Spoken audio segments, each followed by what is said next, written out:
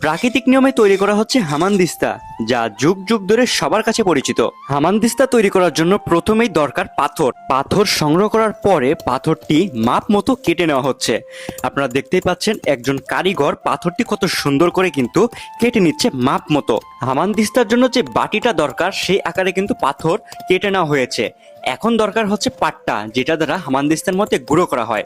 দেখতেই পাচ্ছেন আরেকজন কারিগর কিন্তু সেই পাট্টাটা তৈরি করে নিচ্ছে, অর্থাৎ পাথর কেটে সেই পাট্টার আকারে পাথরটি বানিয়ে নিচ্ছে। পাট্টাটি হাতুড়ির চ্যাপ্টা মাথা দিয়ে কেটে নেওয়ার পরে এখন গ্রাইন্ডিং মেশিন দিয়ে সেটা সমান করা হচ্ছে। দেখতে পাচ্ছেন আরেকজন কারিগর কিন্তু সেই গ্রাইন্ডিং মেশিন দিয়ে সেই পাট্টাটি সমান করে নিচ্ছে। এখন আমরা দেখতে পাচ্ছি হামানদিস্তার চারপাশটা চ্যাপ্টা হাতুড় দিয়ে সমান করে নিচ্ছে এবং ভেতরের পাথরগুলো কিন্তু হাতুড়ি দিয়ে কেটে কেটে বের করে নিচ্ছে।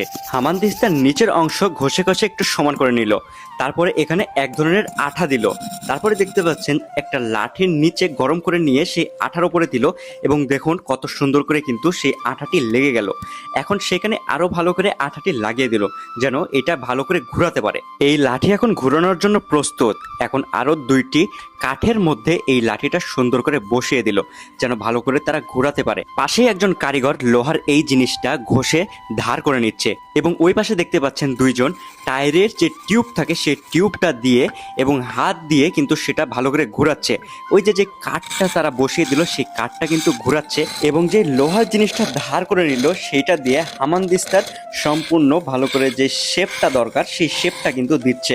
আপনারা ভিডিওতে দেখতে পাচ্ছেন তিনজন কারিগর কিন্তু এখানে কাজ করছে, সমান তালে তিনজন একই রকম পরিশ্রম করছে। দেখতেই পাচ্ছেন কারিগরদের হাতের জাদুতে হামানদিস্তার যে শেপটা রয়েছে সেই শেপটা কিন্তু একদম চলে আসছে। এই পর্যায়ে আপনারা দেশ এবং দেশের বাইরে কোথায় কোথায় থেকে ভিডিও দেখছেন অবশ্যই কমেন্টে জানাবেন। পরবর্তী ভিডিওতে আপনাদের কমেন্ট নাম সহকারে বলে দেব।